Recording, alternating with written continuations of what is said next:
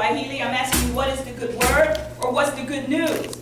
During the first day of Kwanzaa, we greet people with Habari Gani. If it's the first day of Kwanzaa, we say Moja, and Moja means unity. And so since we're having a pre-Kwanzaa celebration, I say to you Habari Gani, and you respond by saying Emoja. Habari Gani. Emoja. Thank you. I'm Dr. Pat Reed Merritt, and as you heard earlier, I'm founding artistic director of Afro-One Dance, Drama, and Dance Theater. And I'm also the instructor at Richard Stockton College of New Jersey for their African American dance class. And so today you have the great fortune of seeing both Afro-One and also students from the local area, Richard Stockton College of New Jersey, who have been participating in an African American dance class for the last 14 or so weeks. What we always like to do, and some of you have been here before, and we know our special guest here has been here each one of every 25 years. I we like to welcome you with a nice, warm West African welcome. And if the dancers will come out, I'll explain to you what this dance is all about. This is a traditional dance. We always do it. And if you know the words, you can join with us and sing along. But the dance that the dancers are about to perform is called Fanga. Fanga is a welcoming dance. It's from the west coast of Africa. If you watch these dancers carefully, they will say to you with their body movements that they bear no arms. That means that they have no weapons. We are not here to harm you. We welcome you all from the bottom of our hearts, from the north, the south, the east, and the west.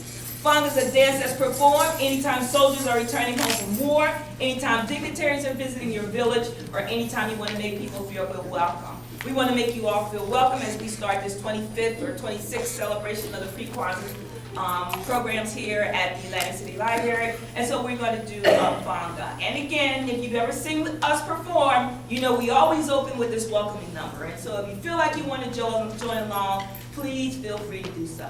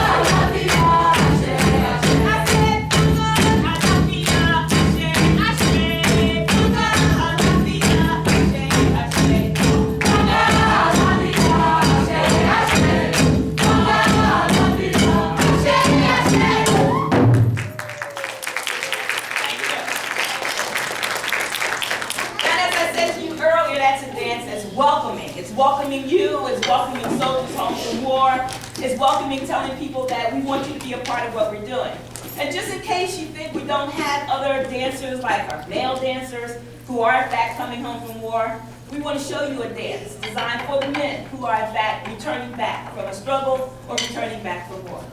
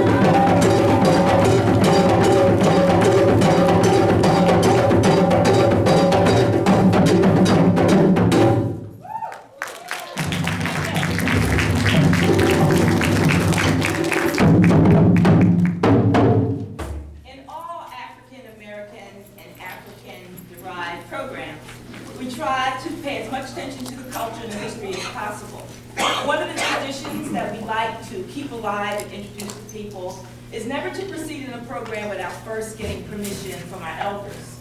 It's important in the community that we recognize the contributions that all those people who are older than us have made.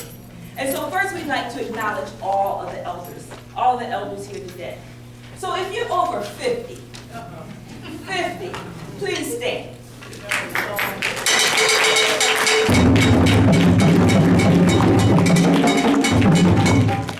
And for the young people in the audience, I want you to look around, remain standing. I want you to look around and know these are the people with wisdom and these are the people that can share some things with you.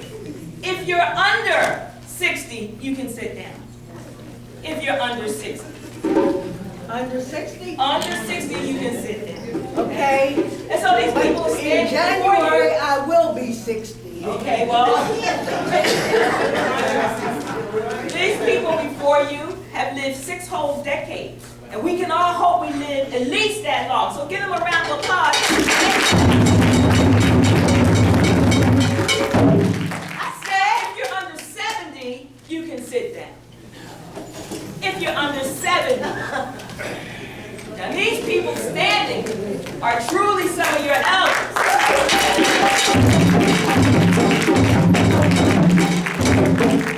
Because they have made it beyond 70 years.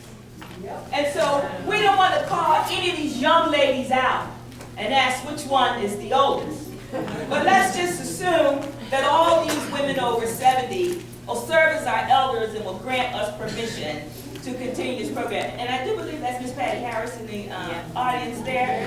And so, I would hope that you grant us your permission to continue. And we thank you very much. Again, give a round of applause.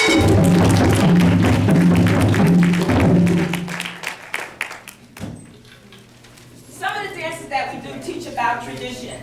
Some of the other dances are created for contemporary purposes. And these dances always have a meaning, and they always have a particular purpose. Right now, you're about to see 2 of our seasoned Afro-One dancers perform a competition. And this competition is between sisters. And it's called Banda. Actually, it's the Banda rhythm. It's called Sisters. This dance was created for these 2 dancers 30 years ago. Oh. And so, it is truly amazing that they are here with us today to perform a dance that was created specifically for them as 2 young competing sisters. Now you'll see some competition, but at the end, they'll come together. The sisters. You can give them a round of applause. Make sure they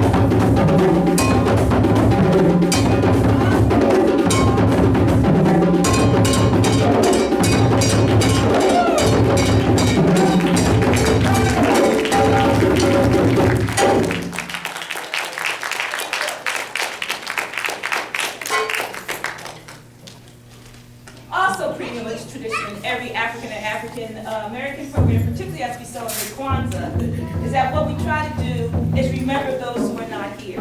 And so this part of the program we call the libation ceremony.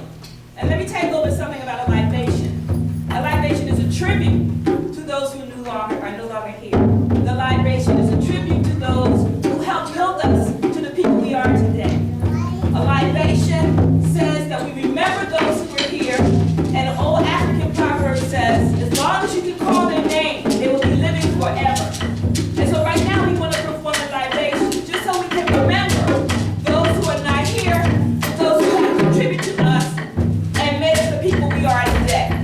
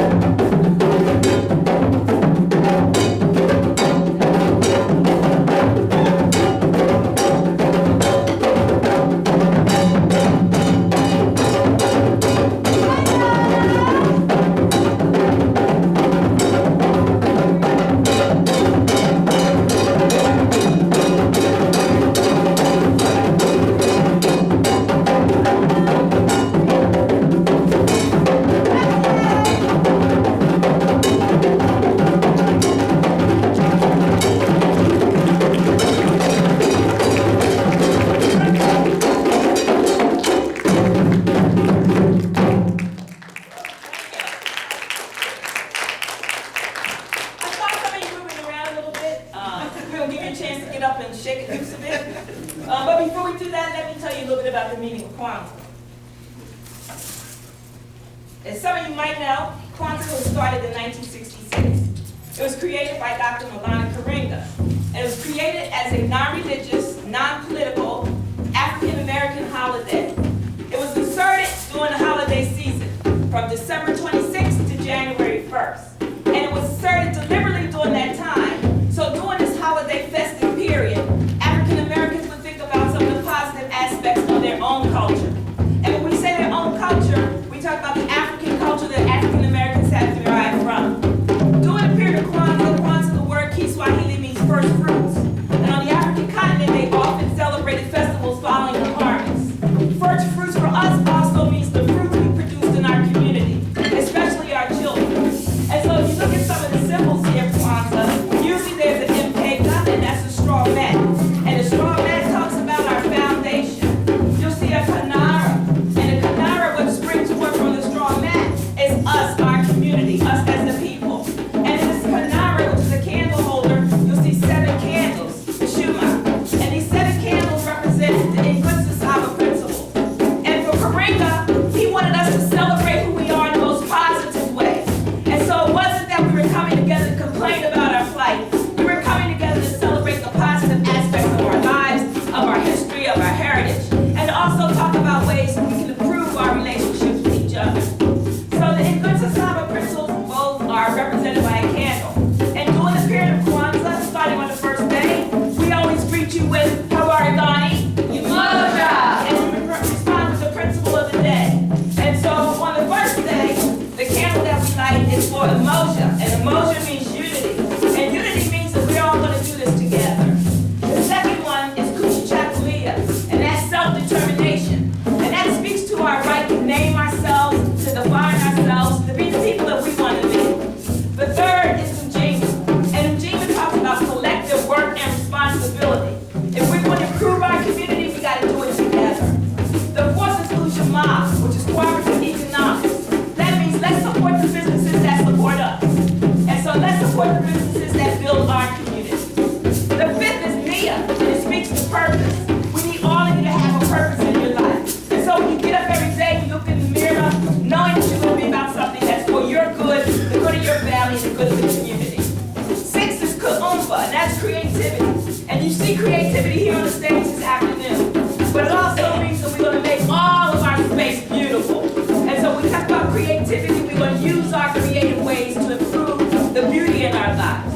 And lastly, we talk about Imani. And Imani means faith, meaning that we have this vision that it is all going to work for all of us. So let's have faith that it's going to be done. And so we celebrate during those 7 days. We light a candle each night, and most of the time it's followed by a kamara, which is a feast. And so we may not have a feast here today, but at some point during the Kwanzaa period, I'm certain you'll gather with your families and you enjoy a feast.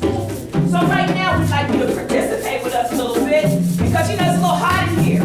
And so you might want to just shake out a little bit, get up and move your shoulders a bit. And so we want to do a piece that we call Sari Dabalia. And if you feel like standing up and clapping your hands around, we invite you to do so. And so you can sing. And so every time we point to you, we want you to sing. When we point to you, we want you to sing Sari Dabalia. Sari Dabalia. Sari Dabalia. Sari Dabalia. Let me tell you another thing about African tradition.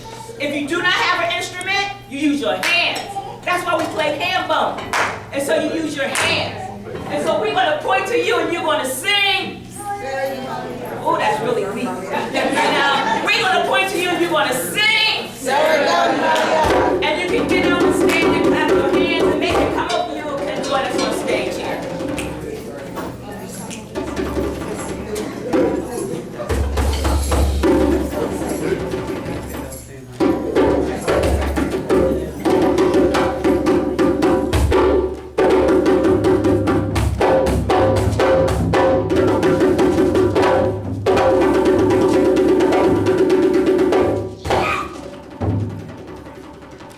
Yes.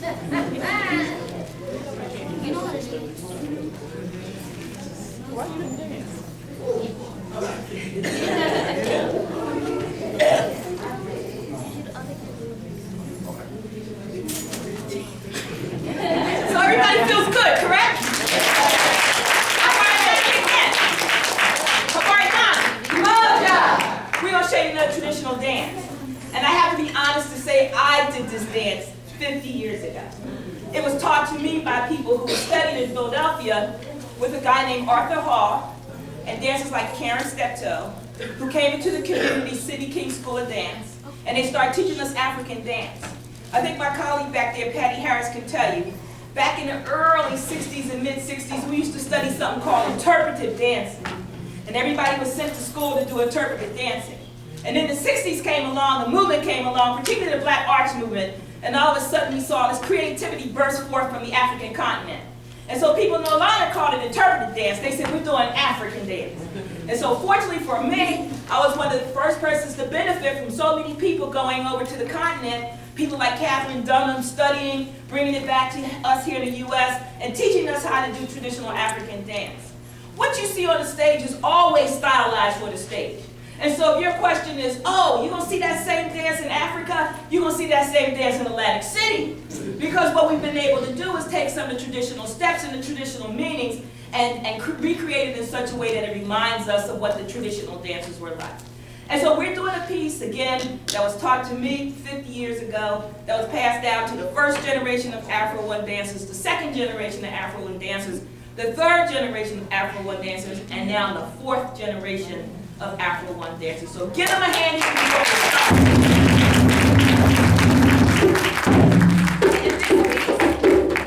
called Watch Women. And if you watch the dancers, you'll see that they're on their way to wash their clothes. Everybody has to wash clothes. Because they don't have any Maytag washers, they're going down to the river. And so on their way to the river, they will greet each other with various sayings. And they'll talk about the gossip, you know, the 411 in the village. And then at some point they'll get to the river, and if you watch them, you'll see them scrubbing their clothes and beating the dirty ones against the rocks. But at some point, they'll throw away these rags, these clothes, these baskets, and head on back to town for a party. This is the wash women.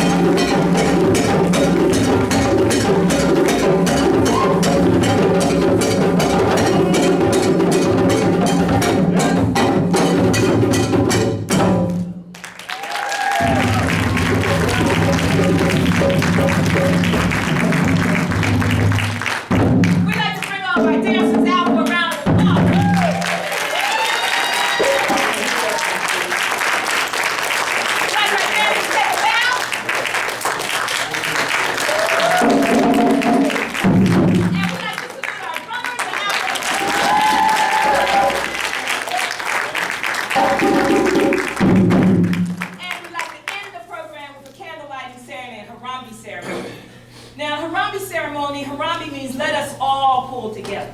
And if we're going to have a better life and if we're going to enrich our community, then we all have to pull together.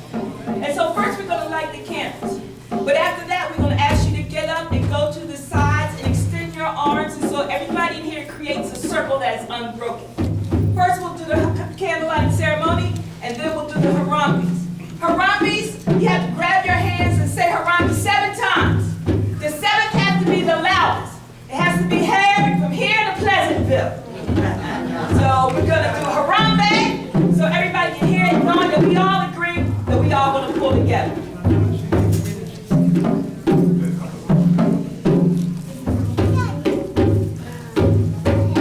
Now, people experience different traditions for the Kwanzaa. If you read some of Karinga's work, he generally says that this first candle means unity.